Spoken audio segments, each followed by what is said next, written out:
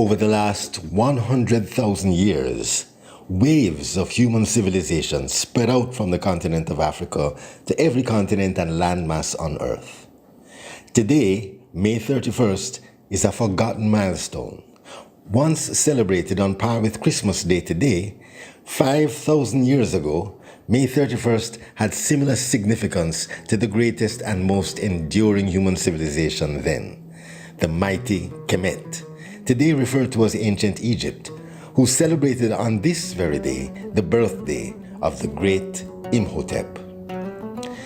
He was born to parents Khedionk and Hanufo in the times of Shechem Hasachemwe of the second dynasty of ancient Egyptian pharaohs who ruled Kemet from the then capital Mennefer, the beautiful city, also called Memphis, after which the modern city capital of the state of Tennessee is named.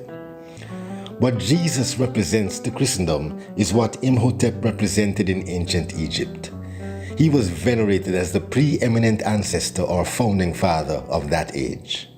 A master physician, medical texts ascribed to him are still with us today, proving that the ancient Egyptians were the first to map the human anatomy and even practiced successful brain surgery millennia before modern medicine would rediscover this technology. He was also a master mathematician, a physicist, an astronomer, and the grand architect of the Step Pyramid of Saqqara, the building which became the architectural standard of the world for 4,700 years. He eventually became Kemet's prime minister under Shechem Jassa around 2900 BCE and later was buried in the same pyramid that he, Imhotep, built for Jassa. 200 years after his death, he was declared to be the son of the creator god Ptah, and the Shechem Menkaure built the first of hundreds of temples in his honor and for his worship, which would spread all throughout Kemet and reached as far as Europe. Imhotep was honored as the inspiration behind Kemet's golden era. It was the institutions he built, the texts he wrote, the practices he initiated, the standards he set that sustained the earliest and grandest of human civilizations on the planet. To give context to the times of Imhotep, he was born 1,000 years before the oldest book in the Bible, Job, was written. For those unaware, Job was written before Genesis. Not Moses, not Abraham would have yet been born. This would be centuries before either the Hebrew Torah or the contemporary Babylonian Epic of Gilgamesh with its flood stories would have been written. Imhotep's time has been lost to modern civilization.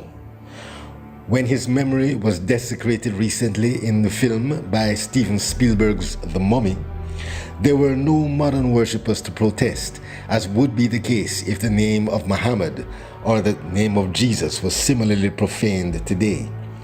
What little we remember of Imhotep comes to us from the few pages that escaped the fires of the Alexandrian library, set ablaze by Christian invaders seeking to eradicate the black culture that preceded their own, which they found it necessary to demonize. Imhotep worship continued for 2,500 years, way into the times of the Apostle Paul. And with the decline of his fame, so did black civilization in every nation on earth fall under tyranny and oppression. By the days of Marcus Garvey, only in Ethiopia were blacks allowed self-rule. In every other nation on earth, they had become a subclass of humanity. Chattel slaves in the Americas, untouchables in India, despised all over Europe, and contemned in their own native continent of Africa. Today, we memorialize him as we contemplate the resurrection of black civilization and the Pan-African vision and Afrocentric consciousness that has been heralding it.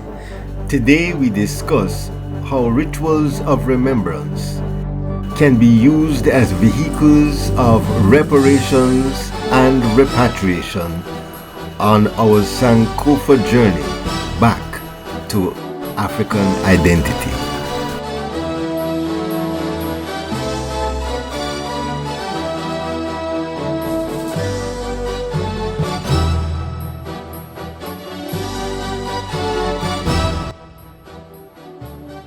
Welcome to Rituals of Remembrance. The conversation continues.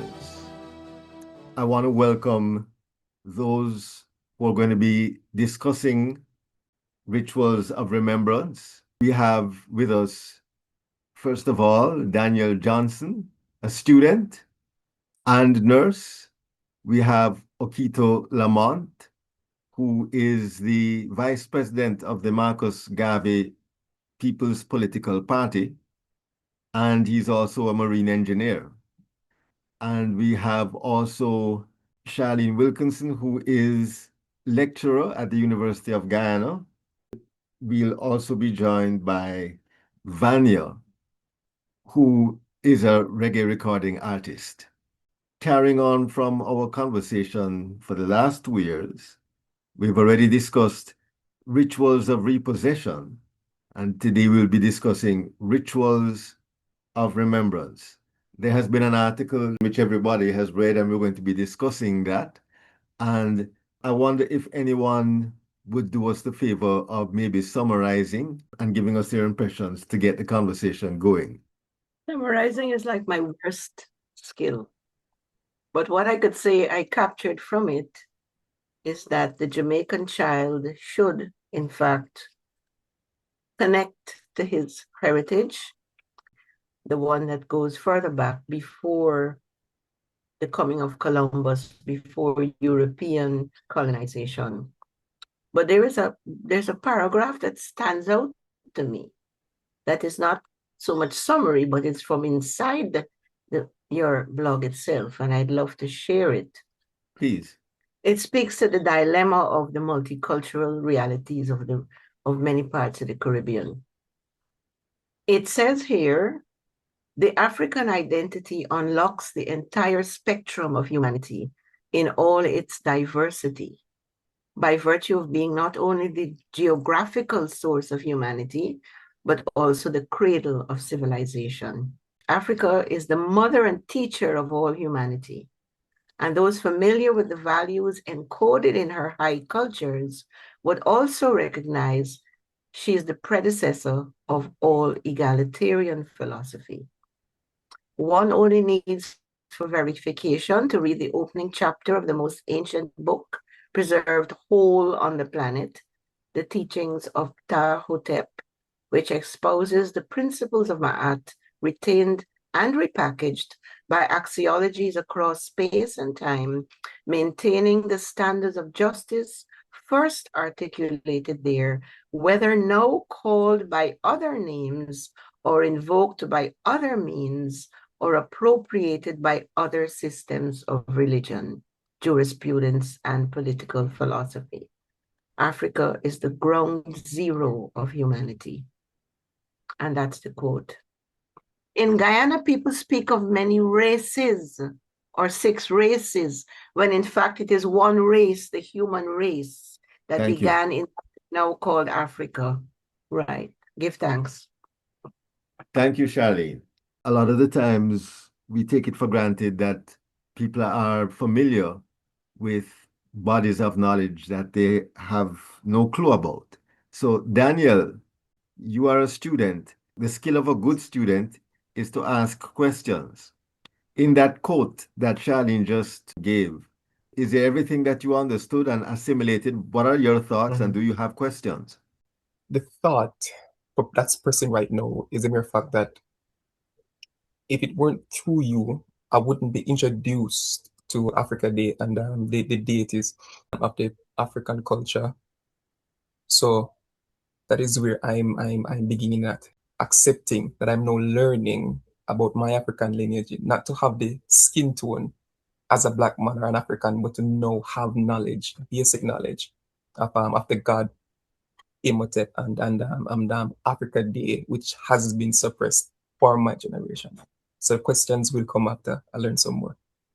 That is a good place for all of us to start, focusing on the ritual the ritual observation of Africa Day, which is in fact one of the central points or thesis of the blog. I apologize, I sometimes go into many different things, and some of the things that you touched on, Charlene, in your quote with regards to multiracialism and the Caribbean reality and the Jamaican reality, we'll touch later on. But first, the notion that we do have days of remembrance or days that serve the purpose of basically keeping our culture attuned with particular themes that are important to us.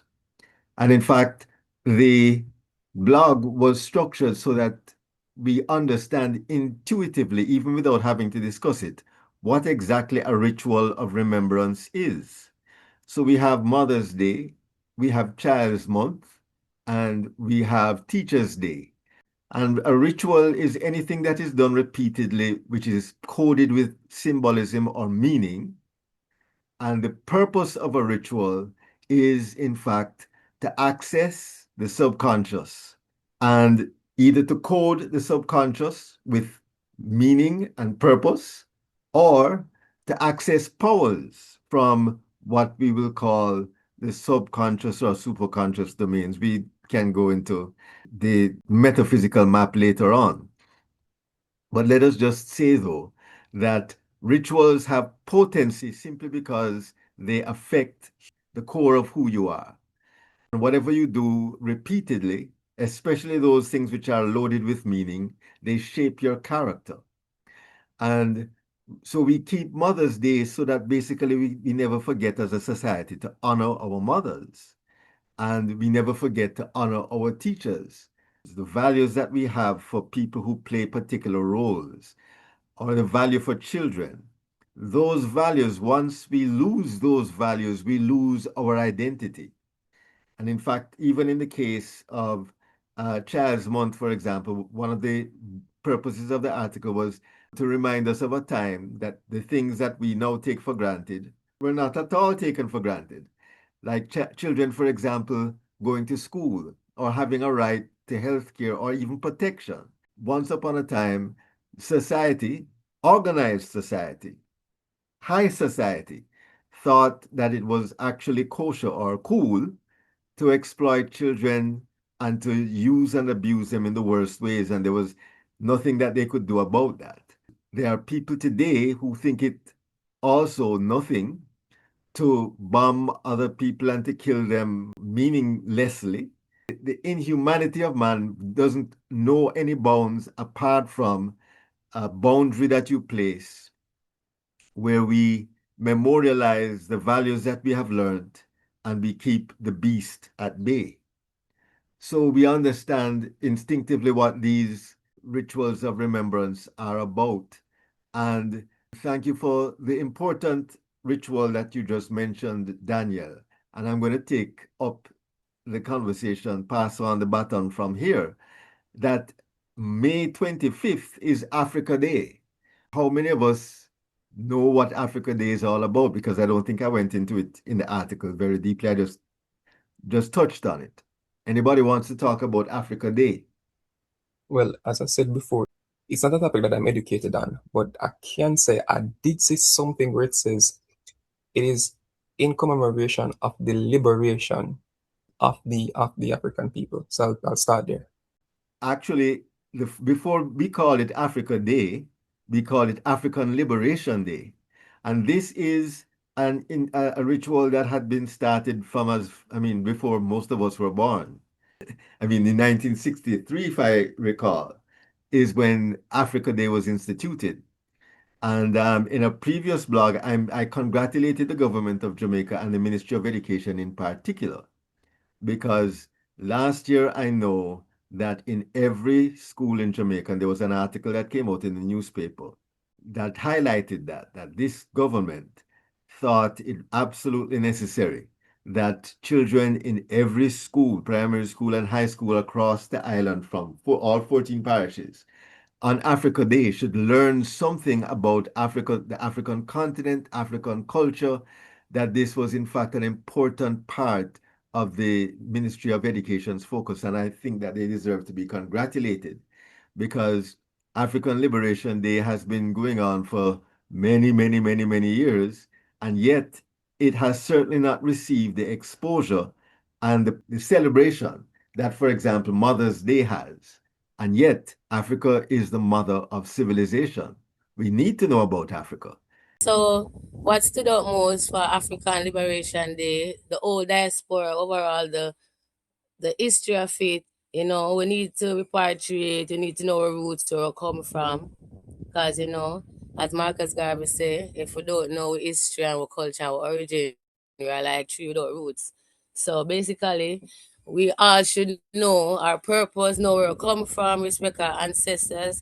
And what stood out mostly from this topic was, most Rastafarians, we always look forward in repatriation, but we try to let the people them know more from the roots and where we're coming from and why we say repatriation. But these younger generations, they are so cast off in a different mentality. We still do it through our music, our poems, our books, forums like this, so it's very much important. And they need to know, there has been robbed of our richest source of human identity, with creativity, with agency, with dignity, what we stand for, or which we are, or favorable, you know. Sometimes we don't know how important we are as Black people and find our own roles, Everybody has a role. So once we unite and we do all of that, everything will be great. Thank you, Vanya. That is the purpose of Africa Day, to focus Yes. on our knowledge of the African continent, not just its geography, but its culture and its history and our connection to the continent. Yeah. I wanted to just point out something that I believe is of importance. Now, renaming it just Africa Day, and taking out liberation, I think that is a ploy to keep us away from this whole thought about liberation. They don't want us to think about liberating ourselves in any way, form, or shape. And that's just something I wanted to point out there. Yes, we are talking about, remembering Africa, we are talking about, valuing and, giving commemoration. But what about liberating ourselves, really, truly, actually liberating ourselves from all this oppression and colonialism? And so this also is part of the whole ploy to take our minds away from liberating ourselves, not just remembering and commemorating Africa's glory and our identity, but also actually liberating ourselves from our oppressors. But let me indicate that we're not dealing with a they here, we're dealing with a we. That the persons who, in other words, have changed the name from African Liberation Day to Africa Day is we, and we did it for a reason.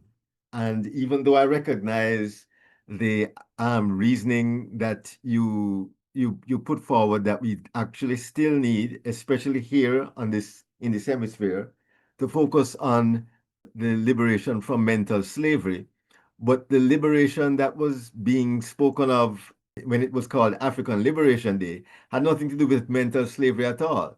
It actually had to do with the actual colonialism that had allowed all of the nations of Africa, save only Ethiopia, to fall under white rule. It wasn't just South Africa and Zimbabwe, or then called Rhodesia, that was under white rule. Namibia, every single, what we call, when we look at the continent of Africa today and we see these 50 odd countries, and they're all ruled by black governments. We take it for granted that that was always the case. That was not the case just 100 years ago. That in fact, every single country in Africa at the time was ruled by white people, even though Africa is a black continent, or a continent of black people and the source of where black people came from. So the job to liberate Africa, which was quite a Herculean job, and that's why we must never take it for granted, because it took a whole heap of blood and struggle to liberate Africa from white rule. And we did that in under 100 years. And unlike the Caribbean, because there are still several Caribbean islands that are in colonialism today, we think that colonialism is a thing of actual colonialism, not just mental colonialism or the colonial mindset. We still have a lot of islands to go in before we can declare that colonialism is a thing of the past. However, on the continent of Africa, at least we can say there is not one single government in Africa that still is run, including Egypt, by totally white control, or a white controlled African government. And that in itself was an achievement, a great achievement, because it wasn't just white rule, but it was white rule that suppressed blacks in government and suppressed blacks in every way. I mean, economically speaking, apartheid was basically very close to slavery itself. So once Africa had been liberated, the intention was to expand now the meaning of the day, to promote the constant building up of African nations, which we are seeing in our lifetime, which a lot of people take for granted, that this is how, when we see the cities of Africa that look comparable to the cities of Europe or China, many of them, we see in our day Africa beginning to rise. But just 100 years ago, that was absolutely not the case when people called Africa the Dark Continent. So Africa Day being on the 25th of May was a celebration of the formation of the Organization of African Unity, which is now called today the African Union, which is very similar to our CARICOM here. It had the same goals, that Africa, now liberated, needed to band together for strength, because global power still was concentrated in white hands. And so therefore, our best bet in negotiating with that power, which had the greater superior military, etc., was African unity. And so one of the themes of Africa Day is African unity. How many of us have ever heard, for example, the African Union's anthem? Do you know that they have an anthem? Let us all unite and celebrate together the victories won for our liberation. Let us dedicate ourselves to rise together to defend our liberty and unity. Oh, sons and daughters of Africa, flesh of the sky and flesh of the sky, let us make Africa the tree of life. Let us all unite and sing together to uphold the bonds that frame our destiny, our destiny.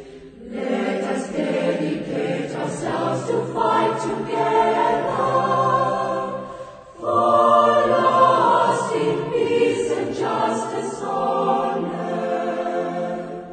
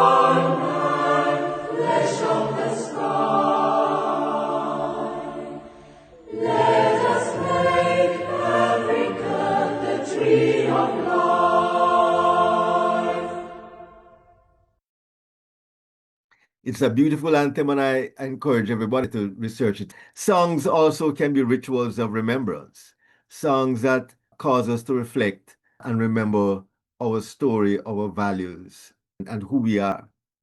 And speaking of that, Vanya, back to you. You are an artist.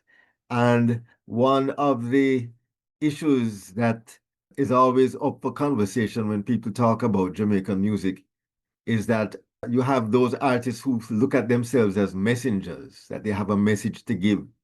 And that message usually has historically been a message of reminding us who we are and where we are from and our spiritual values, what they are. Do you have a comment in terms of the use of our music and how our artists today see themselves as artists? Well, for myself, I'll speaking on my behalf and then I'll speak for the public. I am Yeah. not just an artist, I'm a messenger, I'm doing joy work, I'm on a journey. So I have to teach and uplift people through my music because I can't do it individually every day. So I do it in a wider spread through my songs, whether poem, reasoning, because I do a lot of community service as well. And overall, universally, I'm a part of the Pan African Diaspora group, African group. So we try to reach out to the youths them to make them remember their morals, where they're coming from, where they're going, because a lot of distraction due to technology and the economy and the whole politics and a lot of things. But some artists they don't tend to care about that. They're all for the fashion and fame and in thing they lost their roots, their morals. They don't feel like it's important, or sometimes it's how they grow to because we just say no some children they grow they will so agree because we as families our parents have to set example so when we have our children them can come and get blessings and have the knowledge and pursue that but if we not teach them not gonna know we have to bend the tree from it young so what I do it through my music. I have 3 children too. It's not easy being a mother of 3, being an international reggae artist, a mentor, a community activist, so many things. But I try to do my best because at the end of the day, I'm not just here for me. I'm here on a mission. I have work to do. So, and time is limited. Time don't wait on no one. And now is the time. We need to repatriate. We need to head back to where we're coming from. It's a revolution, a revelation, everything. So much to talk about, but let us give it a try. The youth them need to live up and focus, love themselves. Can start from we. If we don't love ourselves, we can't love others. And we need for us to unite. That's the most important thing. United we stand, divided we fall. Let go the negativity, and just hail the Almighty. Cause most people don't believe in the Almighty. I them get it twisted with Christianity and about theology. But yeah, that's what I have to say. Thank you, Vanya. And again, you bring up some really powerful points. Yeah. One thing though that comes to my mind is honoring. Honor is food for the human spirit. Honor of acknowledgement basically feeds the human spirit.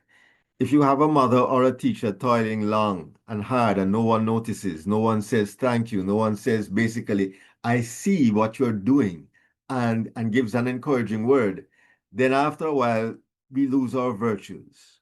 And so that's another reason that we have these rituals of remembrance, because we are honoring our ancestors. We are feeding their spirit.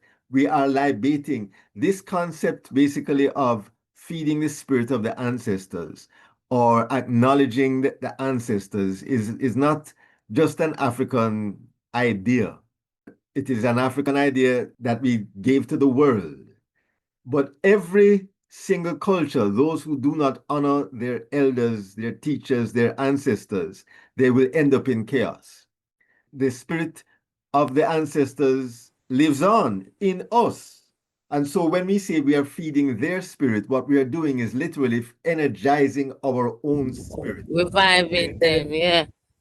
We're energizing ourselves to continue struggling, to continue creating, to continue developing, to continue moving onward. And that's literally and physically and reality wise, I'm speaking, evident to me. My ancestors are always with me, they're my guardian angel. I recognize them, I acknowledge them daily. because of what they fought for, what they done for us to let us be here. People a lot of ways, go through a lot of whiplash, a lot of things. People just take things for granted these days and forget the whole concept and moral of where we're coming from, Because if we don't know where we're coming from, we're not knowing where we're going. It's sad Very though. true indeed. Obviously, the conversation is going towards the very reason that we are having this conversation today. In that 2 years ago or 3 years ago, I recognized that even though I was aware and have been aware for some time of the birthday of the Honorable Imhotep, who is in fact to ancient African culture what Jesus is to Christianity. I, in terms of establishing that, wrote some articles so that people would understand. And even in the introduction here, we gave evidence of that. And so by honoring again our great ancestor on his birthday, and his birthday was May the 31st, and people are going to say, how you know it was May 31st? And he was born over 5,000 years ago. There wasn't any May at the time. But if you will understand that the Julian calendar and the Gregorian calendar are actually sourced from the Egyptian calendar, which is, some people say, is the most perfect calendar, because under the Julian calendar, which we subscribe to, which is a solar calendar, just like the Egyptian calendar, we have months which have 29 days, and some which have 31 days, and some which have, it's very irrational. But the ancient Egyptians had 30 days to every single month unwaveringly. How we work out the discrepancies between the calendrical time and the actual revolutions of the planets. We have a leap year, or we have a leap day. We call it the leap year, but it's really a leap day. Every 4 years, we add a day. But the ancient Egyptians, literally, after I forget how many years, they would add an entire year. They would just skip a year. So basically, their months totally relate to our months. And you'll understand it was in their calendar on the same day that we now celebrate as May 31st. And that is an ongoing tradition in terms of measuring days for over 5,000 years. Giving context, Jesus was born 2,000 years ago, and Moses was born 4,000 years ago. And so we're talking about 1,000 years before there's any kind of Bible whatsoever, or any story that we read now. So this is an ancient time that has been forgotten largely because our society celebrates different sources of knowledge. But we have to remember our culture. And if you go to Israel right now, they have their own calendar. And that's how they keep their culture going, because they count their days in their way. We have to remember also our systems of knowing. And the calendar itself is a ritual of remembrance. I mean, we say Monday, Tuesday, every day has an energy. We need to begin to recognize the meanings, because we've been here for a long time. I mean, we've been around for 100,000 years, not just five. And there are many things in that journey that we need to remember to really understand who we are and what powers we have. Anyone wants to make a comment about that? Daniel? Again, it being the first time, this I'm now like a sponge here, right? I'm soaking it up, I'm soaking it up, I'm soaking it up. But to know that the birthday of the African deity Imhotep, which many people, they debate the authenticity, they debate the dates, and they debate the lineage, is still being carried, not just as yourself as the teacher, but it's also being carried by your students, and then they interact with other people, carrying it to them as well. So me, I'm just here soaking it up and appreciating the distance which it is being spread, and not being biased to the Christian faith and saying, oh, it's a total different thing, I'm locking my ears to it. I'm actually appreciating another concept of religion, another branch, another person's beliefs. I'm very appreciative, and again, I'm soaking it up. Thank you, Daniel. Vanya, you were wanting to comment. Yes. So I was just relating to what you're saying about the different calendars, the Gregorian, the Chinese, the Ethiopian, the old Western and Eastern. Yeah, because in the Bible, it's 13 tribes, but they leave out Dinah, the one woman, and split up the months, and it's a lot of confusion. So some of the months you will see they have 29, 30, 31, but it's really 13 tribes of Israel. Yeah.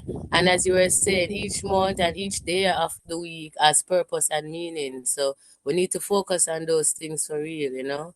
And once we know that, we know how powerful it is and what we stand for, and everything will just fit in. I'm the month of Joseph, February, you know, and we have our own symbols, you know, our own energies, our own colors, you know. So it's Yes. history. And we have So no roots, you know. so we're now talking you mentioned a word. Someone mentioned the word belief system. And that's one of the things that religion does for us. It gives us our belief system. And the good thing about an African perspective when it comes to religious understandings, regardless of what one's faith is or what one's belief system may be, the African perspective gives you, let's put it this way, because of the fact or because of the virtue of your being around for a long time, you have more insights into all of the things that come up in the journey as you go along. So Islam, for example, which started after Christianity did, and it started after Judaism did, but it's based upon iconography and the historiography and the beliefs that are encoded in the Judeo-Christian scriptures. And that's one of the things about human creativity, is that we codify reality in various ways. And what an African perspective, I believe, allows us to do is to appreciate and to understand even deeper than sometimes many of the practitioners of various belief systems, because we are familiar with either the history of ideas or the history of symbols. And we can understand, in other words, where an idea is coming from, or where a particular practice is coming from, or where a particular belief is grounded. So while Africa, we're not talking about a religion, we are talking about, in fact, a civilization, even though religion plays a very important part in whatever civilization one belongs to. But Africa, as we say, is the mother of it all. So we're about to sum up.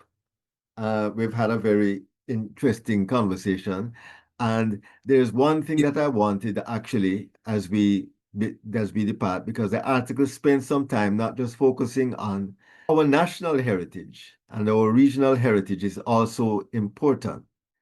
Labor Day was a ritual of observance that also was a part of the May experience. During May, we have all of these anniversaries or these days that we celebrate, and each one carries a lot of meaning and a lot of value. And one of the points that was made at the end of the article is that when we lose our meaning, when we lose our stories, we lose our identity.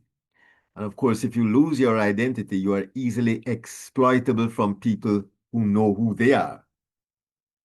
So the story of Labor Day and how the nation of Jamaica, and how not just the Jamaican nation, but all Caribbean independent nations, how we arrived at this place is an important story that the young need to know. Because if we think, and that this is a fault I find with many young Caribbean persons, that we take our independence for granted. Why? Because you come see it. You come see it. So you just figure that this was always how things were. No, this was not always how things were. We should not take it for granted that our emancipation, meaning slavery, can be reintroduced. There is one thing right now that is stopping slavery from being reintroduced, and it is an understanding that is agreed to universally, that slavery is, or owning another human being is a moral evil. And one of the points we made was that, that's not an idea that we should take for granted. It's an idea that's worthy of being memorialized. Because the fact is that the people who would want to enslave us exist. If you look at even the gains that have been made in the USA, which I like to remind persons that any good that you see now in USA culture, in United States culture, what good, because we like United States culture because we go there. I mean, Caribbean people flock to the United States as a land of promise, and we have been it has been benefiting us, our relationship with the United States. But we need to remind ourselves, how is it that that has occurred? It has occurred because we fought for it. There is nothing in the United States government that would have given us those freedoms 100 years ago. We had to fight tooth and nail for everything that we see now. When we look at the countries of Britain and the UK, Europe, and the Americas, we need to remember that that is our work, that is our creation. They did not want, they did not fashion their societies for us. And they were not about to give anything to us. We had to take it for ourselves. And this is the Haitian story. When is Flag Day, Charlene? May 18th. May 18th. May 18th is Flag Day in Haiti, where they memorialize their journey. And we in Jamaica, as I said, we share in the Haitians' victory. If it was not for Haiti right now, there probably would not be that notion that it is illegal and immoral to enslave another human being. As I said, there's nothing in the Bible. There's nothing in any book, any document on earth before the Haitian Revolution. There was nothing that said, not in the Magna Carta, it's not anywhere. The notion that, hey, slavery is wrong, evil by itself, the Haitians are the ones who pioneered that idea, and who, because of their war, because of their successful defeat of three sets of European armies, the greatest military powers at the time, England, France, and the French.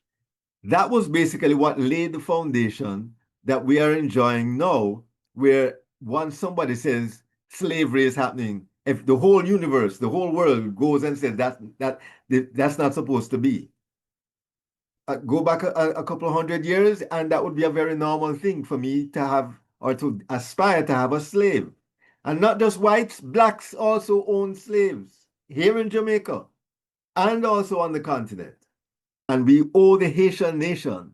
And so Flag Day is also important. These are the things that we need to remember. Because here in the Caribbean as well, if we don't remember that the 4th of July is our day in the Caribbean, when CARICOM actually came into being.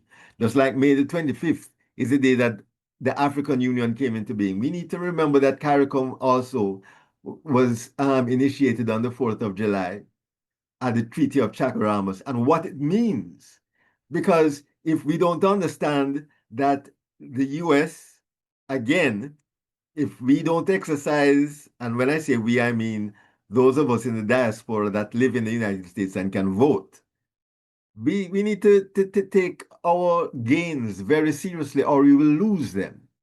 And as we have already seen, what happens when we start to lose them, then those powers that felt that it is their right to do whatever they want with us, and who consider us nothing more than shithole countries, that's the idea that they have of our sovereignty. They think nothing to come and to take our prime minister, kidnap him in the night, and to lead him off in chains, and imprison him somewhere else so that they can exploit our oil. This is the thinking, the very thinking that produced the Industrial Revolution that exploited children, the transatlantic slave trade that exploited Africans, the Industrial Revolution that exploited labor workers of all sorts, capitalism that exploited workers to the extent of it wouldn't mind if workers were reduced to slavery.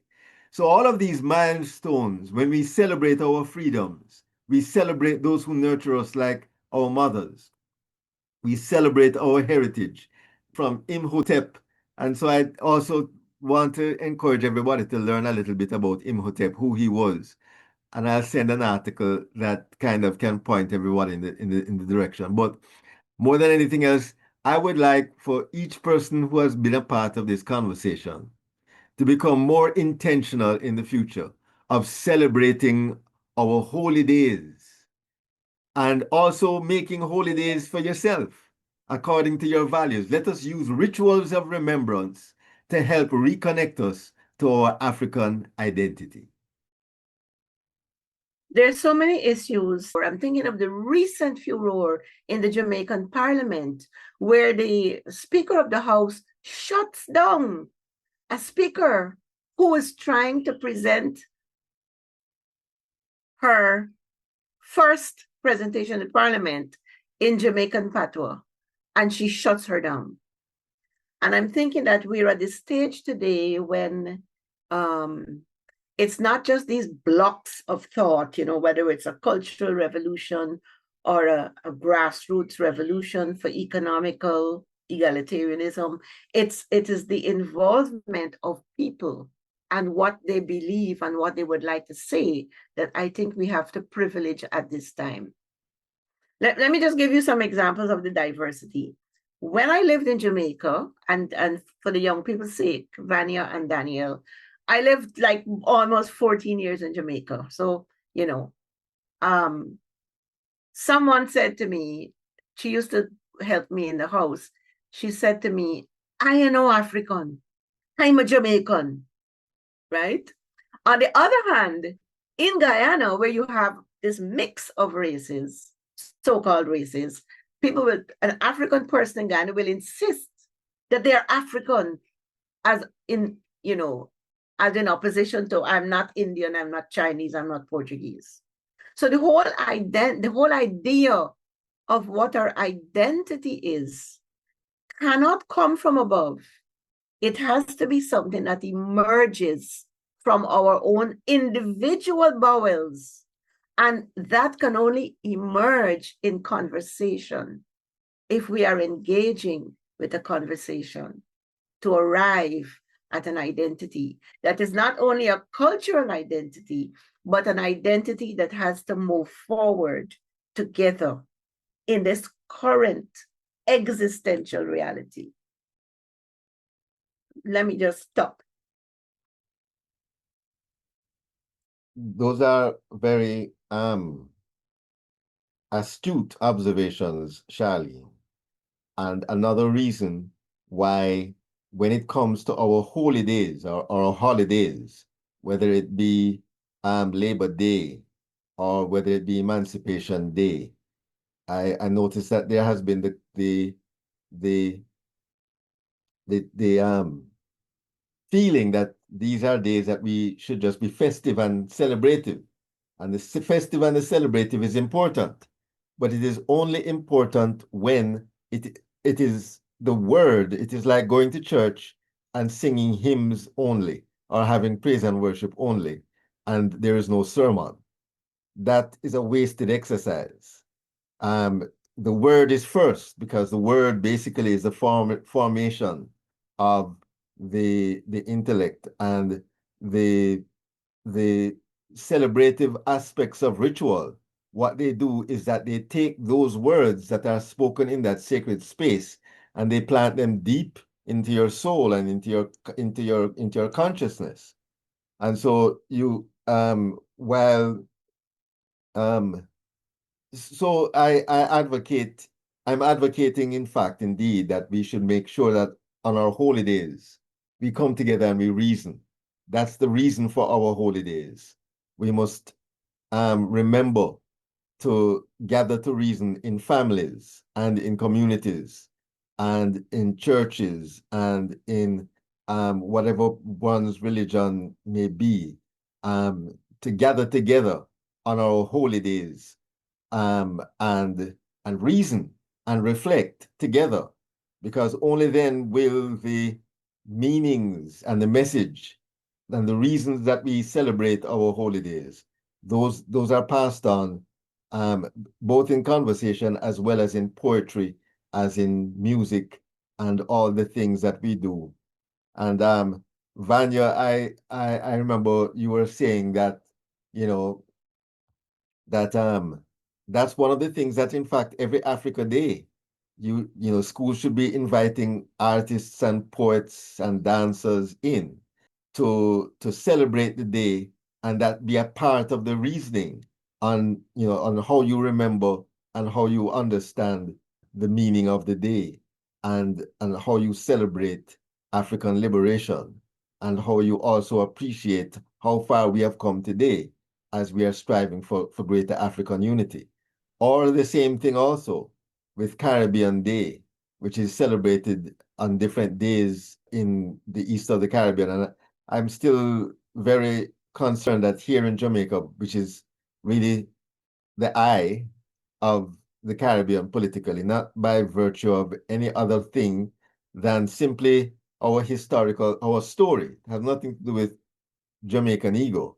It has to do with just the story of how the civilization was built in these parts, and Barbados and Jamaica played.